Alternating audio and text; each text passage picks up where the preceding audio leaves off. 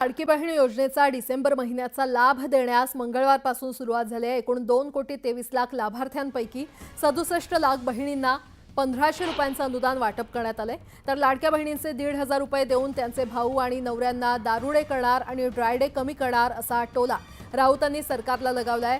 तर लाडकी बहीण योजना म्हणजे पैसे देऊन घराघरात दारू पोहोचवण्याची योजना आहे अशी टीका देखील त्यांनी केली आहे। बीड घटनेवरून देखील संजय राऊतांनी वक्तव्य केलंय। राष्ट्रपती शासन लावावं अशी बीडची परिस्थिती आहे, मात्र तशी तरतूद आपल्याकडे नाहीये। तर मुख्यमंत्र्यांनी बीडमध्ये जायला हवं होतं। बीड आणि परभणी घटनेवर फडणवीस थातूरमातूर उत्तरं देत असल्याची टीका संजय राऊत यांनी केली आहे।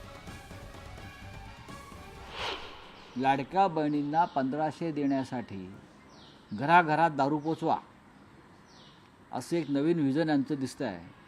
म्हणजे बहिणींना 1,500 रुपये द्यायचे आणि त्या बदल्यात बहिणींच्या घरामध्ये बेवडे दारुडे निर्माण करायचे, नवरे भाऊ मुलं अशी योजना पैसे कमवण्याची दिसते आणि ही अत्यंत गंभीर आहे। महाराष्ट्राच्या प्रतिमेला कलंक लावणार आहे।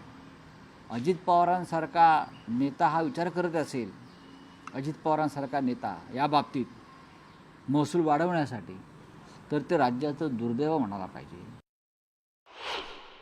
बीडची परिस्थिती अशी आहे की त्या एका जिल्ह्यामध्ये राष्ट्रपती शासन लावावं अशी परिस्थिती आहे। अशी तरतूद आपल्या घटनेत नाही